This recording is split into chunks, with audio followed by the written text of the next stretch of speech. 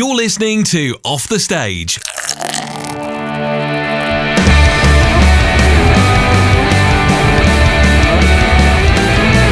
And welcome to Off the Stage. It's a show where we take musicians off the stage and into the pub to talk about the ins and outs of the music world. I'm Barry Hagman, this is Connor Michael, and would you like to introduce yourselves? Nick, would you like to introduce the band? We're Tired of Fighting. I'm Nick, I sing and I play guitar. Awesome. I'm Kevin, I play drums. I'm George and I attempt to play bass. Brilliant. And our first question, because we'll always run straight past it, is what are you guys drinking? I'm drinking a triple mango from Vault City. I believe we're both drinking. That you kindly bought me. Thank you very much for that. But, I love sour beer. I believe we talked about this before. Yes. And I love Vault City. My favourite. Yeah, they do. Unbelievable. Lovely, but sour beer now. Yeah. But like one of my bucket list things to do is just go to the tap room in Edinburgh in Vault City and just attempt to drink all of them. You need you any for that. That's like. Oh, do you know what? That's the smoothest sour I've had in ages. Most of the time you have a sip and it's like, that's it, heart attack, isn't it? I had one here. Oh, that's nice. That's a good one. That is.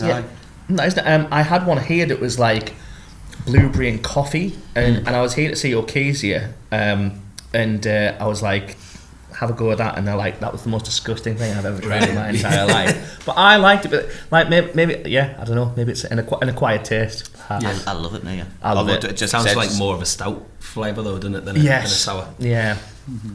Kev's drinking a money clip. I'm just on water because I drank a bit on Saturday and I'm still detoxing. but it's expensive, nice water, right? It's nice. It's Fiji. He's drinking a money clip. I am an incorrect beer drinker because I didn't catch the brewery, but I am drinking a very delicious blueberry pastry stout. Yeah. You can shout down to the bar and ask him who it's from because I didn't catch it, but it's delicious. We should mention that we're at the Ship Isis. We always forget that as well. We're always grateful for them to lend the room to us. Yes, we are at the Ship Isis, and I'm drinking a hazy shade of Citra. A hazy shade of Citra by Vaux Brewery. I love it. I hope that's a new advert. It's just got jingle all over it. Yeah, but it's the hazy shade of winter. That's from Simon and Garfunkel. That reminds us of it. I don't know. That's better. What you just did was better than yeah.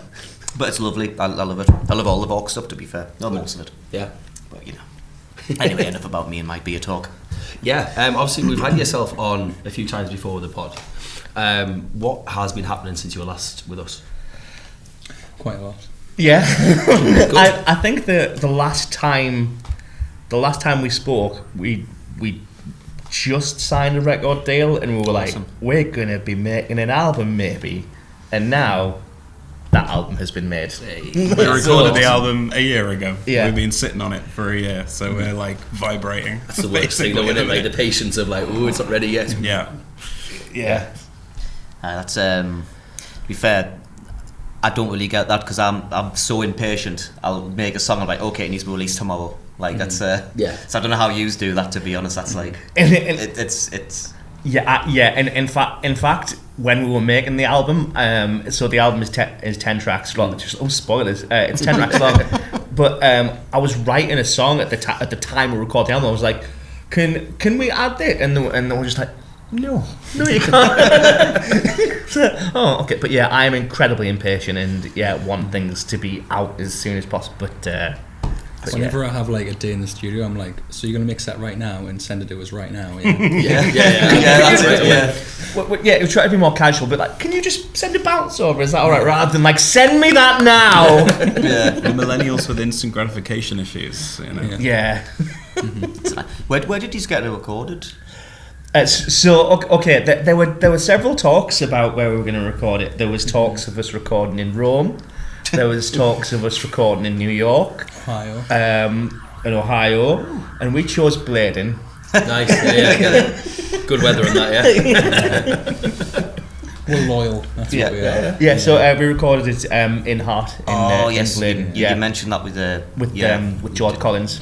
So but it was he produced it and it was mixed and mastered by Back in Bloom, a guy in Switzerland who was very lovely, and and put up with my bullshit. I'm allowed to say bullshit and Willie Yeah, and stuff yeah, like that. you're Okay, allowed cool. that. Yeah, he was really nice with putting up with my bullshit. I'm just like, what if it was this? And it's like, that's the 7th note on this track. Maybe you need to shut up and. And I have 700 other jobs. If I can get to it at midnight. Have you found that your music's like evolved from when you first started out, or have you stayed quite consistent? So that is a perfect question. Yeah. So some of this album are songs that we're returning to. So before the album was made, sort of thing, all of the singles we'd released, we kind of released it as an EP of like old recordings and early recordings, and being like, right, that's those are still there. They still exist for people that love those versions, but for the album, this is what we sound like now. Building, yeah. So you're getting songs that you like, that you think, oh, actually, because I do that all the time, where there's like, you think, oh, I wish I kind of added that, or I wish I did this and this, but now you got the opportunity. So that is exactly what we did, and and some of it was great. Some of it there was tension on some of it because people loved the old version, and I wanted to write something different. And that when people like I don't know, I suppose it's strange because I didn't appreciate that people were actually emotionally invested in the music that I wrote, because that's just insane to even think of.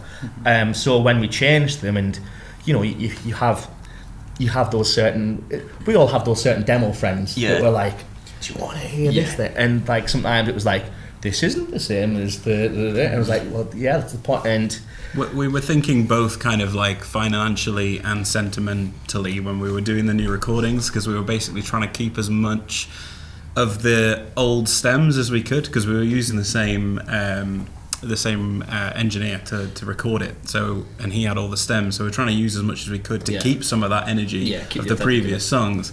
But obviously we were wanting to update it as much as we could as well. So it's like finding that balance between what people wanted to keep and what we wanted to. We just ended up re-recording everything anyway. But those discussions happened. Yeah. It's weird because it's almost like a certain level of nostalgia, because it's like you're so used to hearing it a certain way, whether it's like a bit of vocals or a bit of guitar or drums. That's when it's a bit odd. It's like, do you remember when Enter Shikari recorded all the demos, like the album, and it was like it was the song, but it was like it didn't sound right. It's almost like when you're in Matalan and you hear the Christmas song, but it's not the original. Yeah, slightly off. Thing is, like objectively, the song could be like infinitely better, but because in your brain, this is how it's like. This is how you've heard it. It's like, whoa, what's going on? I know, it's like Funeral. I can only really listen to the demo of Juno.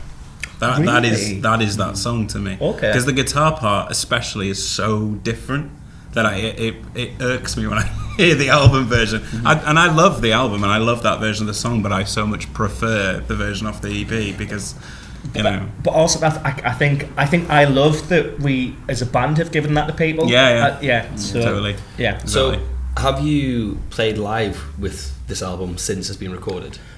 And have you found it different when you're playing it now that you've got two different versions of the songs? We haven't really done the album versions live. No, we haven't. Not really, we sort of done. We've introduced elements maybe, but we're not really still doing the actual album versions. The songs have evolved live anyway, sort of thing, and we sort of, but we haven't done the sort of the true sort of album versions live. I suppose not yet. No. But we've played the album in full, sort of thing, because the album sort of chronologically tells like a story sort of thing. So we've played the album, just the live version of it, I guess. So I guess there's an album version of it, there's an old EP version of it, and there's a live version of it. That's what's it called? Something, music for your money. Is that the right phrase? Something for your money. Music for your money? I don't know. I'm thinking I'm like good quality. Bang for quality your for your money. That's the one. Aye, there we go. Investment in. I don't know. Yeah, I'm not good with that.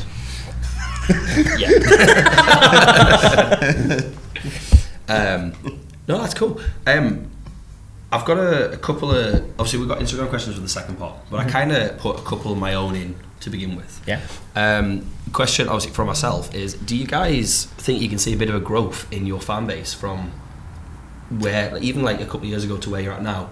Is that starting to progress really well? I think so. Yeah, I mean, I like, think we all think so. Yeah, I will be like randomly at a gig and someone will be like, "Are you tired of fighting?" And I was like, "Oh, okay." So I mean, and that's insane. So like, people who like that kind of music come to see our shows, and I don't know who they are, which is like it's not just like my mate, which is like insane. Yeah, it's somebody else. Weren't you just on a night out and you had that recently? Yeah, I've had a few people in my work go, I was wanting to ask you, are you in Tired of Fighting? I'm like, maybe. Nonchalant. Who's asking?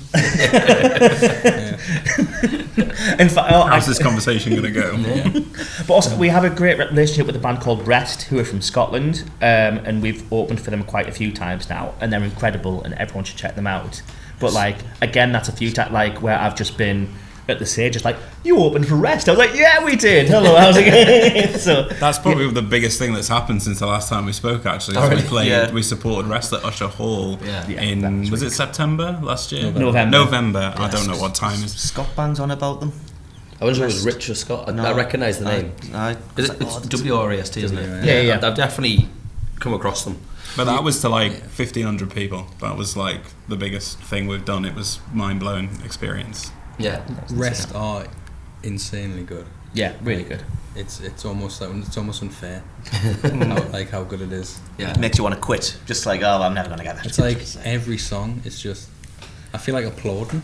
And even though it's coming from me Spotify, I feel like standing and applauding every time I listen to it. I'm like, it's just too good. And they have every right to be dickheads for like, but they're the loveliest people. Yeah. Right? So, yeah, 100%. Yeah. It's nice to know as well. To be fair, it's yeah. Because I assume the more popular and famous you get, like the more horrible of a human being you are. Maybe it's not true. I don't think it's true all the time. But like, you know, it's I think I'd be like that, to be honest. I don't think so. I think you just close yourself away. I'd like to think I'll be like an absolute arsehole. You'd be hidden away from people so much that nobody would know. I'd be demanding red M&Ms only, kind of in the green. You know, I'd be there. Do you know why that's a thing? The whole I don't actually. Red M&Ms only. So it was on a particular tour, so someone didn't read the tech spec properly, which meant that a particular bracket wasn't used, so something fell down and someone almost died. So in the spec or whatever, in the pack was like, we want blue M&Ms only. So they rang them up and said, is this blue M&Ms thing right? And they're just like, no, but you've read it. So that's why that's it. Oh, that's interesting. And now people do just get blue M&Ms. Yeah.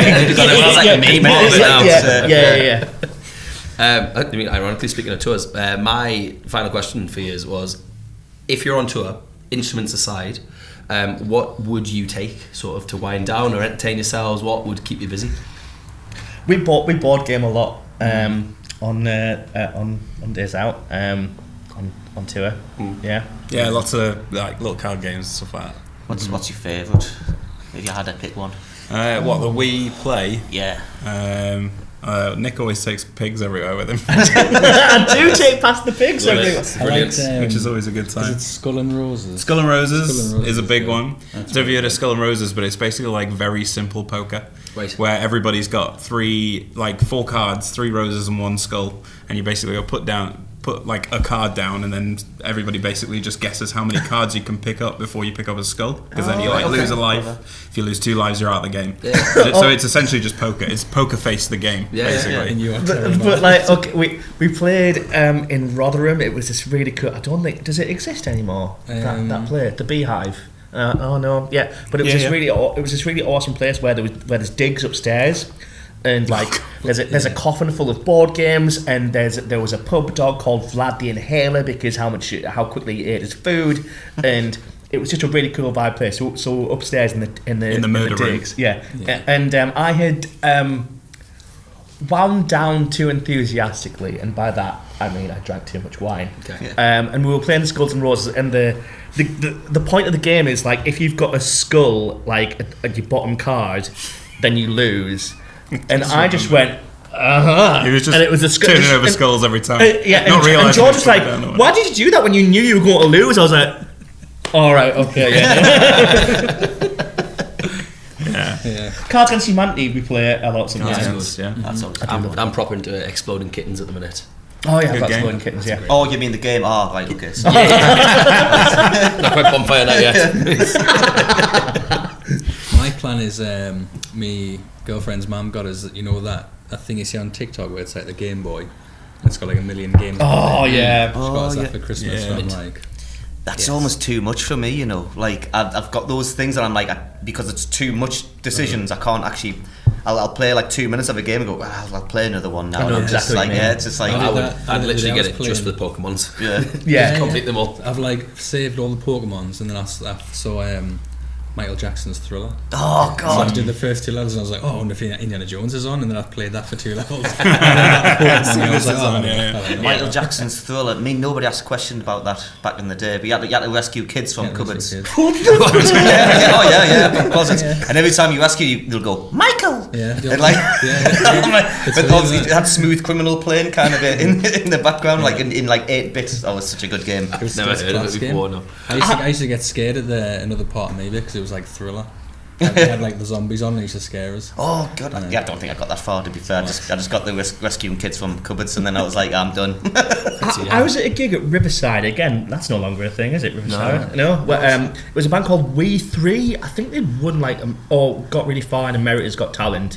And they were a good band. I got dragged there by my girlfriend at the time, and they were like, this is a safe space for everyone and stuff, and for survivors, etc. It's like, we're going to play a song, and then played a Michael Jackson medley. What? It's like, here's a song. At least fine. If you wanna be in my gang, you're like, okay. I looked at this once out of just morbid curiosity. He still has like 500,000 monthly listeners, like Gary Glitter. Like, what? There's rabbit holes you can go down. Just, I swear, you go on Spotify, they have nonce playlists. I'm not even joking. Where it's got like, obviously like Lost Prophets, clearly, Michael Jackson, obviously Gary Glitter, Rolf Howes. It's got them all. Like, but people obviously listen to the. What's your favourite song on there? Well, So Podcast it's like ended. a playlist of songs by nonsense. by nonsense, yeah. Like, Not for them. There's no By nonsense nonsense. themes involved. All Well, nonsense. maybe there is, I don't know, Yeah. but yeah, it's all by artists who have been convicted of. Tracking the IP addresses. Yeah. You'll listen to that one today. there's no like Luther Vandross on there for. No, Is this how the episodes usually go with other yeah, I bands? don't think so. And on that note, Yeah, we're ready right back in. So you've got a new song coming out. oh yeah, let's talk about music. Yeah, I mean, that was about music, technically. Yeah, it was. So obviously, as I'm saying now, we put the songs in the middle. So we're about to listen to one of your songs. Would you like to introduce it to us, and we'll chat about it in the second part? Yeah. So this is a song called Chocolate. awesome. We're gonna play this, and we'll see you in the next side.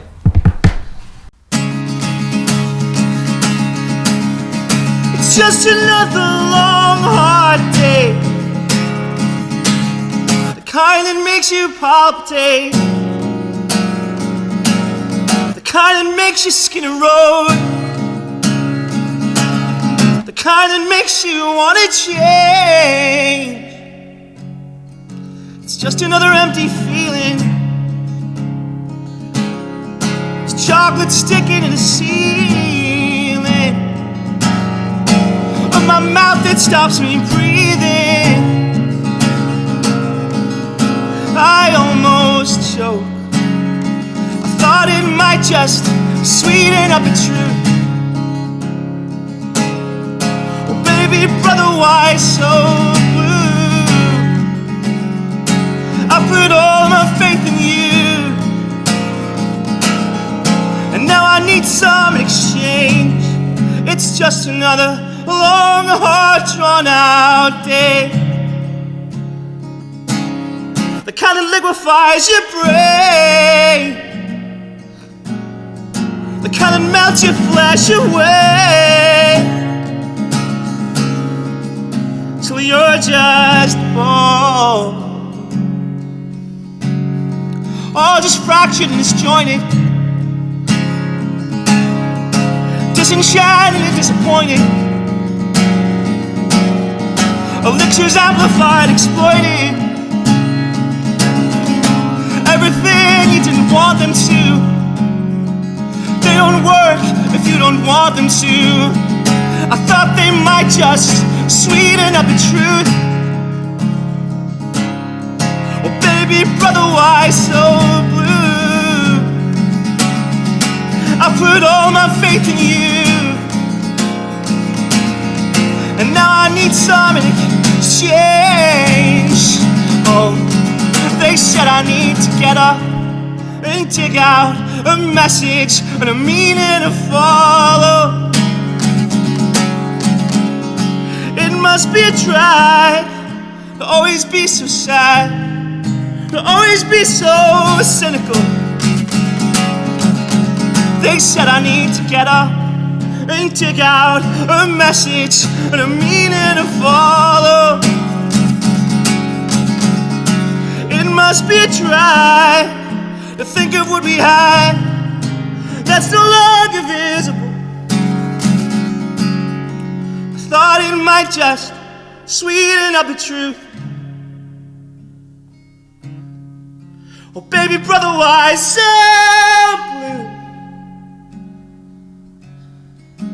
I put all my faith in you, and now I need some exchange.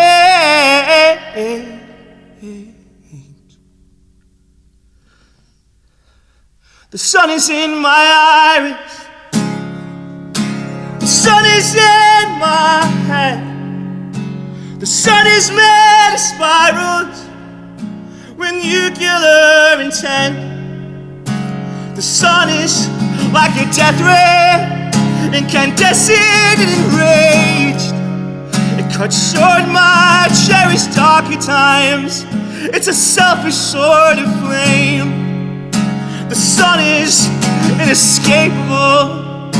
It shines on all we view, but it didn't shine on anything the way it shone on you. Yeah.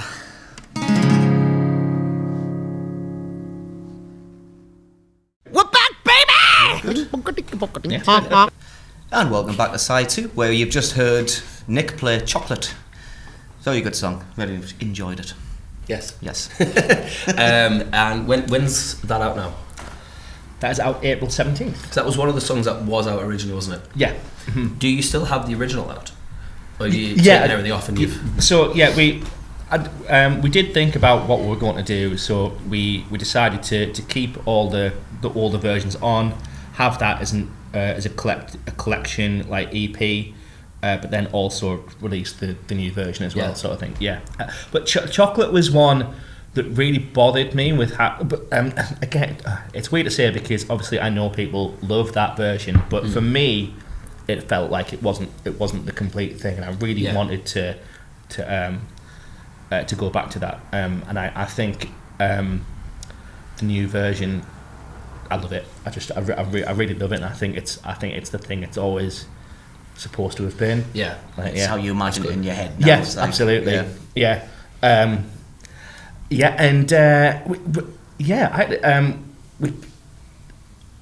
it wasn't easy to. Recording it wasn't easy as well. So when I write songs, I write on the acoustic.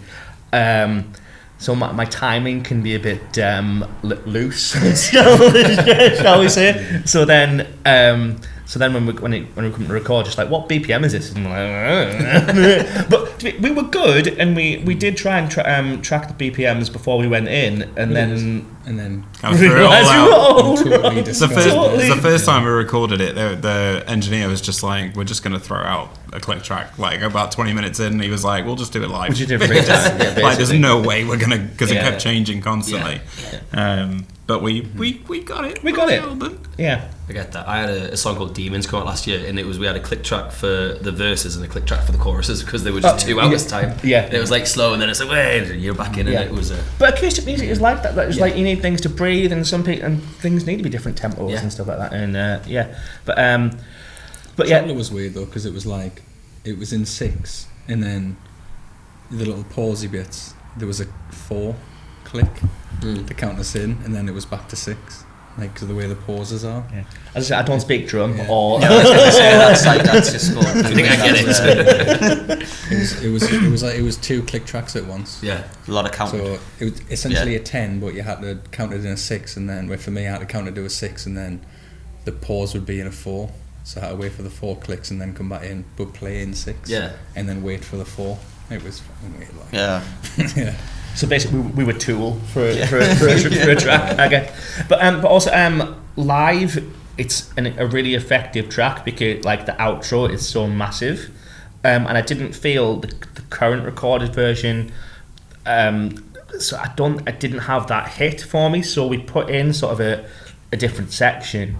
This people weren't happy about necessarily, but then just like I believe in this. I believe that this is what it's supposed to be like, and then I think people are gonna love it. Good. Yeah. Cool. Just a quick one that's crossed my mind there. When you're playing live, do you ever play to a click, No. or are you just pure tight rehearsal? You know where we're at. We're just We're sound people's favourite. Yeah. We're just guitar, bass, drums, Like one and a vocal, and that's it. Yeah. the great thing about music is there's so many different ways to do it and to sound good, but our way of doing it is there's just the 3 of us locking in, Making and a lot of noise, going for it. Yeah. I think because it like breathes as well, you know, like when you've got a bit of adrenaline, or that next bit's coming up, and you work it with sort of pushes a bit, you work with and the then- energy, and it's tough with the energy's telling you to move forward, and then the click telling you to go back. You kind of it's almost like you're fighting against it, and it's like I don't want us to be the band who are just, we're not playing to each other, we're playing to the click, and it's because it has to be in time. It's like, to me, it's like I want to enjoy it as well as people watching it. Yeah, and every so often live I'll hear it or something. I'm just like, oh, Kev's cooking tonight. Yeah. But like even that ending bit, like because it's slower. Sometimes that's a bit slower live. Yeah, Sometimes you slow it down if we're really feeling it. Sometimes you slow it down a little bit more just to be like, let's really, let's really be in this moment for. With a click, you kind of can't do that. I mean, and again, we're an emo band. We're an emotional band. The point of the songs is the emotion. In not robots. Damn it. Yeah, I move around like an idiot. In fact, I was listening to Elvis talk about this the other day, because I've always loved Elvis and very influenced by him and stuff. And he was saying that, like, because people ask him, why do you move around so much and stuff? And he was like, I have to enjoy myself, because then people won't come back and see me if I'm not enjoying myself. I've always said I think the energy you give on the stage comes back to the crowd, and then it's a proper back and forth. I was like, especially like acoustics, if you just stand there and do that, people will be like, oh, this is it's nice lyrics, but if you can be proper into it. So like my setup it's a solo loop pedal, but I'm trying to go as wireless as I can to be a bit more across the stage and get the crowd a bit more upbeat. And it's like you say, the more you move about on stage, not only are you enjoying it, they're a bit like, oh look, let's go for it, and you because I can't help it, but it is the side effect is it's infectious. That's it. It helps the energy, so it's perfect for a live set. We've got 5 Instagram questions for you guys. And just for any listeners, if you want to be involved, follow us at Off The Stage UK, and we always, the day of recording an episode, we'll tag them and we'll put the little question box in our story. And we've got 3 from Captain_K_Morgan 13. The first one is, what is each member of the band's guilty pleasure song? I don't really. That's exactly what I was going to say. I don't believe in guilty pleasures, because no pleasure should make you feel guilt. Yeah, right. If it's good, it's good. Doesn't matter what it is. If I was going to put one, I'd say Gabrielle. I think Gabrielle's amazing. Yeah. It's really hard for me to think of a guilty pleasure, because I don't think of pleasure as guilt. I get it. Because I used to say, and this is like 10 years ago or whatever, I used to say that 1975 is my guilty pleasure, because they were like becoming really massive, and I was like, actually, this is pretty good. And they're like, they are who they are or whatever, but I was like, this is making me feel guilty, but like now I'm like, well, they're all right musicians, and yes, they might have got some handshakes or whatever, but like they're pretty good at what they do, and so I don't. And then I decided to write the song with the same name. Yeah. Now you mention them at every gig, so that's my shtick. A kinship with them. That's my shtick before the song. I play this song is about taking antidepressants in the summertime. I was going to call it Summertime Sadness, but then I realised Lana Del Rey already has a song called that. And then I decided to call it Chocolate, and then there's some band called the 1970 something. But I don't have time to think of song titles all day, so this is called Chocolate. Yeah. Is my shtick. But Savage Garden to the Moon and Back. Ooh. Not a guilty pleasure because it's a banger of a song. Yeah. But it's pop. Well, it's pop rock. Yeah, it's a great song. That. I was gonna say, if I change the question slightly, is there a song that people wouldn't expect you to be into that you're like, no, that's a pop for me? Sabrina Carpenter's latest album is dope as hell. Yeah, Man-Child. Well, the album is Man's Best Friend. Yes, that's it. Sorry. So dope, like unbelievably dope. But people wouldn't look at me and go like, "You love Sabrina Carpenter," but oh my god, that album is incredible. Yeah, genuinely. No, I try to listen to the newer stuff, and always I saw somebody make a comment a while back about pop music and how it's very like cliche to hate on pop music and be like, oh, it's not alt rock, it's not this, but at the end of the day, if it's popular, you might take inspiration from this, or it's popular for a reason, or like you should, as you say, you shouldn't really be like, oh, you can't listen to that because it's such and such genre. You should just be like, it's music's music. Let's like. Well, they're like, oh, hey, pop music. What's your favourite band? The Beatles. Popular music is what's your favourite Beatles album? I'd probably have to say the best of the Beatles. But I always loved what Tom Waits said. Because people asked Tom Waits in an interview, like, who are your influences? And he says, I don't listen to music. I only listen to what I hear coming out of people's car windows. That's what influences my music, which is obviously total like bullshit. Pretentious BS. No offense, Tom, we love you, but like, you know, it's an interesting answer. I like written more songs than I've listened to. Influence comes from everywhere, right? But it's like, for example, people shit on Taylor Swift. Listen to the album Midnights on a decent pair of headphones. It's crazy. Like the stuff that's going on sonically is really, really good. Like on a nerdy musician level, like it's really, really good. I think that's the thing as a musician though, like I'm assuming these are all the same. When you listen to a song, you're not just listening to the lyrics, you're like, oh, I like the production of that. They've mixed that guitar in there really well. I can hear a little riff in the background, and it's you start dissecting every little bit about it. That's why I've always had an issue when people say, oh, like this, it's shit. It's like, it's not shit, you just don't like it. It's just not your taste. You just don't like it. Like, and if you like it, who cares? Exactly. Doesn't matter who it is. Too old for that shit. I don't know. Next question from Captain K is, would you rather fight 9 goat-sized T-Rexes or 30 screaming goats? Both are high on blue M&Ms. I feel like the T-Rexes are just deadly, aren't they? Yeah, 30 screaming. It depends how fast the T-Rexes can reach, because I feel like they're quite easily yeeted, whereas the goats are goat-sized and insane, and there's a lot of them. They could probably overwhelm you. But nine goat-sized T-Rexes. Oh, I suppose they're the same size. I don't know why I was thinking the T-Rexes are smaller for some reason. It's been a long day. No, but you're right. You'd rather take a 9 goats to 30. But then you're thinking about the T-Rexes being more vicious. It's the teeth, isn't it? It's the teeth. And like, they probably, even though they are goat-sized, they probably will move quicker than goats. Although that said, I reckon they'd be like Daleks, where they can't climb stairs. So if you found a battlefield where, like, because they've got small hands, Doctor Who after 2005 because they levitate now. They did levitate. Shit. Well, but T-Rex can't levitate though, can they? So I have the naive thought that I could maybe. Goats seem to like me. Okay, that's like whenever I've met a goat, just like it comes in for a hug rather than. And I was one time in a field full of goats, and they thought I was their leader. They started, because I was a fat guy with a backpack, they assumed I had food, so they started following me. Just like, I think I could calm them down and we could just be friends. 30 goats. I think so. Whereas T-Rexes would just rip my face off. This is me. But if they're in for a fight, could you fight them? The goats or the T-Rex or both? The T-Rexes, you got to watch out for the laser eyes as well.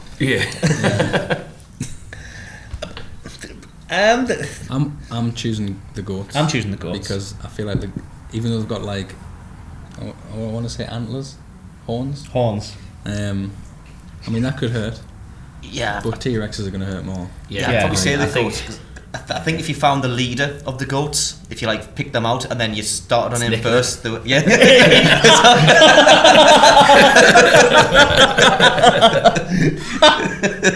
Sneak in the middle, just like it was tactic board. Come this way. No, I think goats is probably. I think goats are. I don't mind like trying to fight 30 goats. I suppose I'll go with T-Rex. The Herd. Yes, I like that. Final one from Captain K is: what is each band member's closest Tired of Fighting song to their heart and why?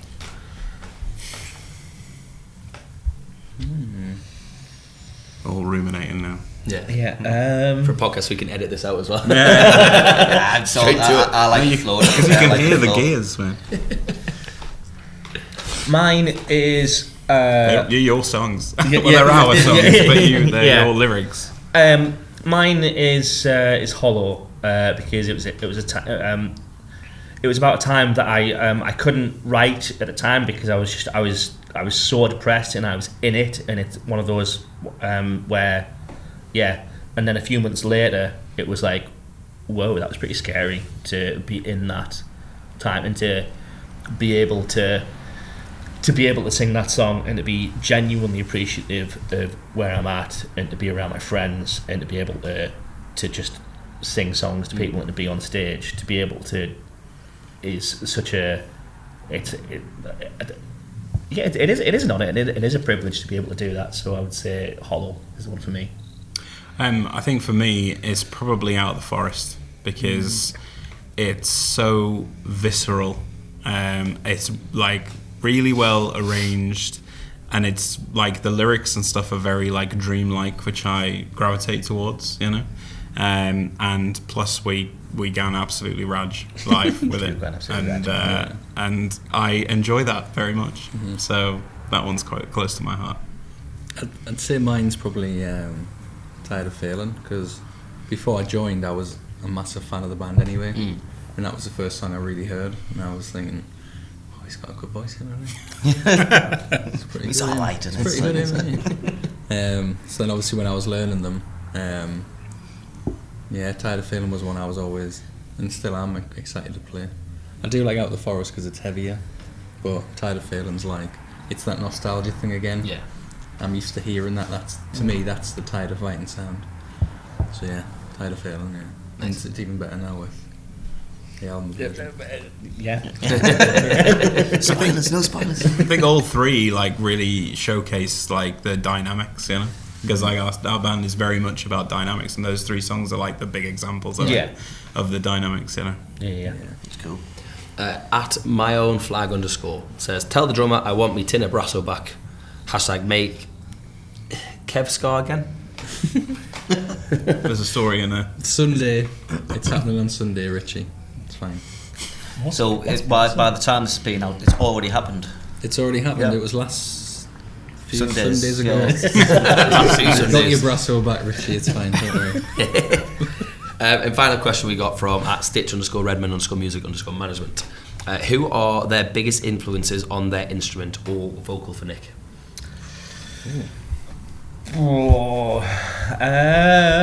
Biggest. So everyone says that I sound exactly like the guy from Spanish Love Songs, but I don't really listen to them that much. I think they're a great band, but I don't listen to them that much. For me, vocally, Glenn Hansard, Chris Kraber from Dashboard Confessional.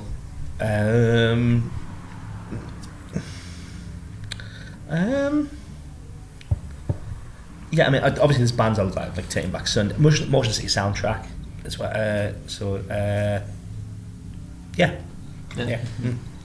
Love Glenn Hansard. For me, I mean, I think, you know, when I was a teenager, you know, Metallica were always the big boys, and Lars is, you know, he's iconic, isn't he? But in terms of like after sort of learning drums and realising that I can actually play them, I tried to get into more progressive stuff. So a lot of it's like Neil Peart from Rush, Josh Eppard from Coheed and Cambria, the Rev, Avenged Sevenfold. I loved the Waking the Fallen and the White Album, and I thought he was like, he did like metalcore and stuff, but it was cool. It was like, it wasn't traditional metalcore stuff, and he wasn't another one. He wasn't afraid to throw in samba drums or jazz drums and stuff, and I always thought that was really cool. So yeah, I'd say probably them three that I can think of that have really, the ones that made us take notice the most. For me, before I joined Tide of Fighting, I was a guitarist and singer by trade, so influential bassists have never really... although it was my first instrument when I was like 16, and there was a reason I got into bass. That was a long time ago, though. But I think that since I've been in Tide of Fighting, I've really gravitated towards and tried to emulate like Mitch from Better Lovers. Oh. Incredible sound, incredible playing.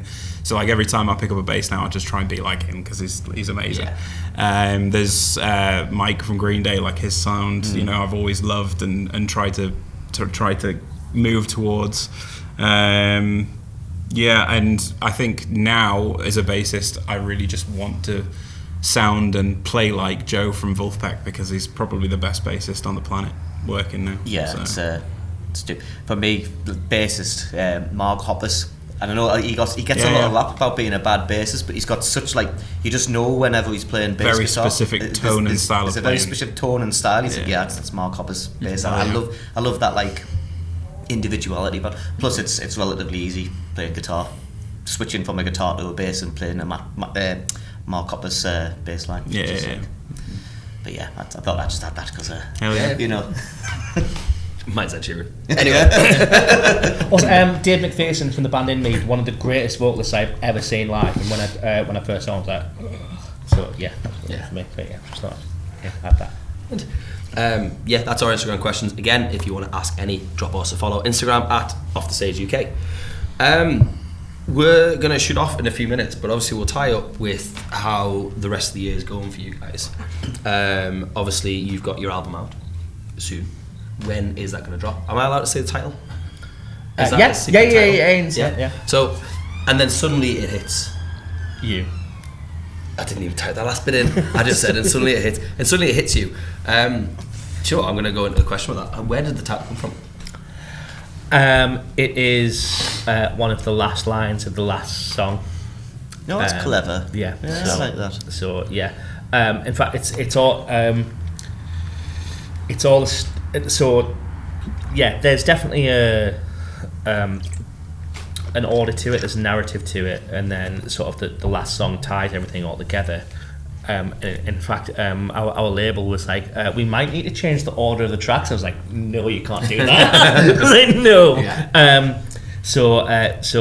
Yeah. That's why. And then, and then suddenly it hits you. I thought it was perfect. It was like, wow, this is actually happening. Yeah. We're making an album.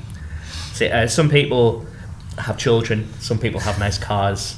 I wanted to make an album, and the fact that it's going to happen is somehow the album's the most expensive of the three. Just put that out there. So somehow the album's the most expensive of the three.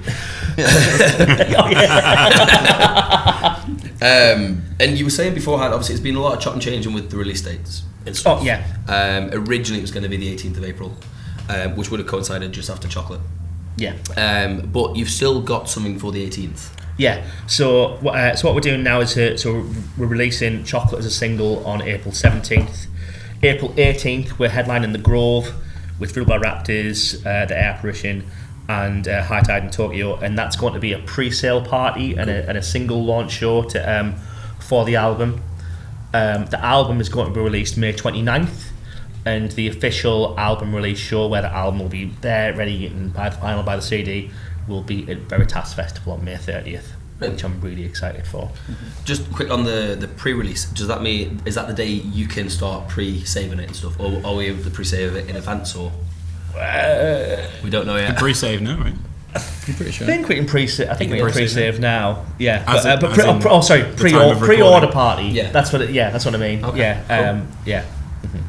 Brilliant. That's cool. So we've asked you because your song "Tired of Failing" featuring Isabel Maria. Yes. So it's special to me because I kind of helped set that up. You did because you messaged me. Sure. Who's that awesome? That was generally one of my questions in the year: is how did the collab come about? Yeah. So go on, James. Yeah. Fire away. But yeah, because your message is going, who's that girl with the awesome voice? I think I need to put like, oh yeah, that's the one there. So we helped set it up. So I've kind of, because we only do one pub table session, but we've asked Nick to do 2 because I really like this. But yeah, how did that go? Yeah, so Kev mentioned that it's one of his favourite songs. So again, the current version, again, I just felt it was incomplete. I just thought there needed to be a second voice. I thought it needed to be a conversation, but what that second voice was took me ages to think of. I thought, would it be like a pop punk voice? So I thought of a couple of other people, and then I heard Isabel on your pub table sessions, and I was like, that's the voice. That is literally it. The vulnerability and just and as an artist, I think she's incredible. I think she's an amazing lyricist, an amazing songwriter. But I thought that voice is just the thing. And then so I got in touch with her. I thought there's absolutely no way that she's going to do this, but and yeah, she came on the track, and I think she absolutely smashed it. I think it sounds classic. It makes the song kind of like it, because you're like your style of singing and her style of singing. It really kind of like mashes into. Yeah, I think it works really well. Yeah. And so, sometimes they don't. Sometimes you go, oh no, but I think it works so well. I'm so glad that she's on the track. Yeah. I feel like that's how it's meant to be. Yeah, that is the song. Yeah, it's, like it's just so good. And I think it was just like, as soon as we started rehearsing with her and she started like singing those parts, it was like, like straight like the first run through. Like it was pretty crazy. And she was so cool with the idea, and there's a bit in the track where it goes, I like the thunder, I like the thunder, I like the thunder, and I pitched that. I was like, can you do that? And she was like, oh, I don't know, and then did it and absolutely nailed it. I was like, I was like, shut up, you knew you could do that. Like, I don't know, I'll give it a go. It was really weird because we were like, when we were rehearsing with her, that voice is so soft, because she's only a little thing, and she voice is so delicate, and we were like playing, and you could barely hear her, so we were like having to play soft to try and get it, just so we could hear her.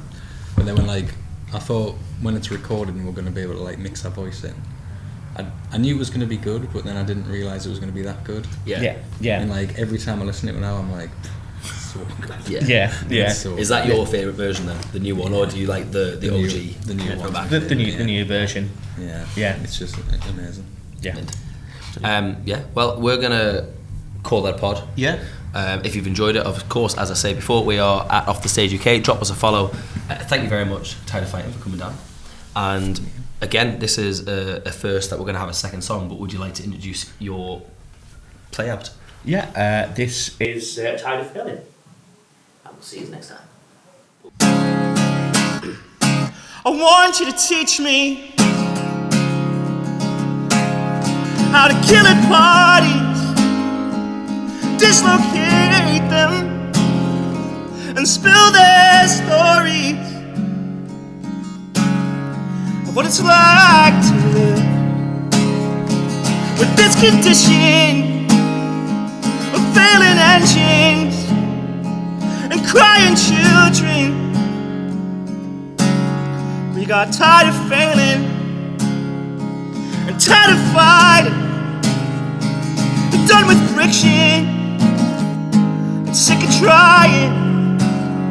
You used to bail me out in moments. I live alone now, and I'm just hopeless.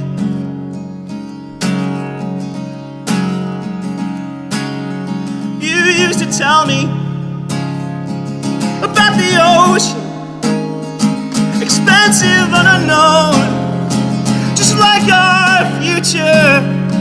My green eyes grazed on you. Your dailies were overdue. They scratched as they misconstrued through optics and overuse. We got tired of failing and tired of fighting. We're done with friction and sick of crying. You used to bail me out in moments. I live alone now, and I'm just hopeless. I like the thunder, I like the thunder, I like the thunder. You like the rain, you like the water, and I like the noise it makes. 'Cause I like the thunder, I like the thunder, I like the thunder. You like the rain, you like the water, and I like the noise it makes. 'Cause I like the thunder, I like the thunder, I like the thunder. You like the rain, you like the water, and I like the noise it makes. We got tired of failing, tired of fighting, done with friction, and sick of crying. You used to bail me out in moments. I live alone now, and I'm just hopeless. And all those churches, they promise heaven. Well, the Catholic hymns have drawn me in. Now I can see your shadow. 'Cause I'm like the thunder, and you're like the rain. You're like the water,